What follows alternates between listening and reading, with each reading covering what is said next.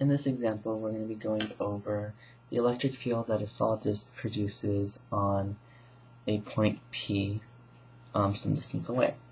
So, unlike the hoop, where it was just pretty much a ring with empty space inside it, we now have a solid disk where it's uniform, it has mass and everything. So this entire surface of the disk is covered, and it's going to be distributed with a charge Q. So in the last example, we used lambda, which represents linear density. In this example, since we have to deal with a surface, we're going to be using sigma, which is the amount of charge per unit area. So before we calculate what sigma is in this case, let's first think about what exactly area is. Well, the area of a circle is going to be the circumference of the circle times the width. And what I mean by that is, if we think about a circle, it's formed by these small loops. The bigger your radius, the more loops you have. Now if we take each individual loop and we stretch it out, we'll get some length L and we'll get some width W. And this length L is the circumference, and this width is going to be the individual widths of the loops. So in this case, since we defined this green loop as dr, the width of it dr, then the area of the dA is equal to 2 pi r dr. So it's the area, it's the circumference times the width. Now we also know that sigma is equal to dq over dA. So therefore dq is equal to dA sigma, and dA is equal to 2 pi r dr. So we're just going to plug that in. So this is our dq here. Now we're going to just plug that into our original equation. So if you recall, we have dE equals k dq over r squared. I'm just going to skip a few steps. If you go back in our previous videos, you'll notice that we'll get pretty much the same thing. For instance, this is the exact same equation from last video. And notice that I'm solving for the electric field in the x direction because that's the only thing that exists. Again, this is a circle. The components in the perpendicular directions to this x are going to cancel out, so we don't need to worry about that. So I'm just automatically solving for x instead of having to go through all the work again. So this is what's the same from last video. And now we have a different dq, so we just plug that in.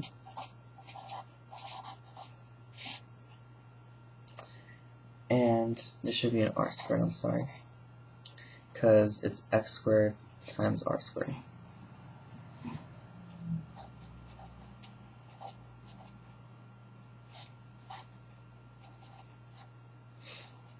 Alright, so that's going to be equal to, well, we're going to take the integral from each side, and we're going to be integrating from 0 to r.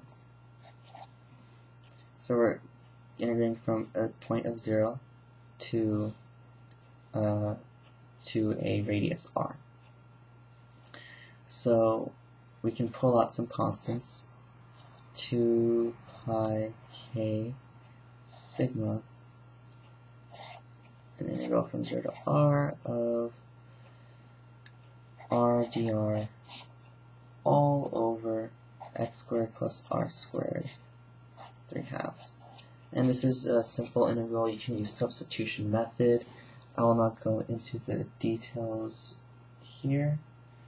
So instead I'll just go ahead and solve this out, and we will get sigma over 2 epsilon naught times the quantity 1 minus 1 all over the square root of r squared over x squared plus 1.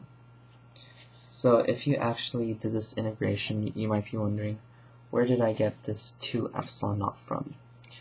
Well, k, I'm going to write it up here, k we know is 9 times 10 to the 9th, but how we got that number is by multiplying, or not multiplying, but it's from this equation. So 4 pi epsilon naught multiplied together, and then the inverse of that is going to give you 9 times 10 to the 9th.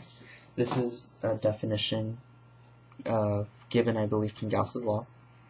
So instead of plugging in for k, you can just plug in 1 over 4 pi epsilon naught, and then you'll get the same answer, essentially.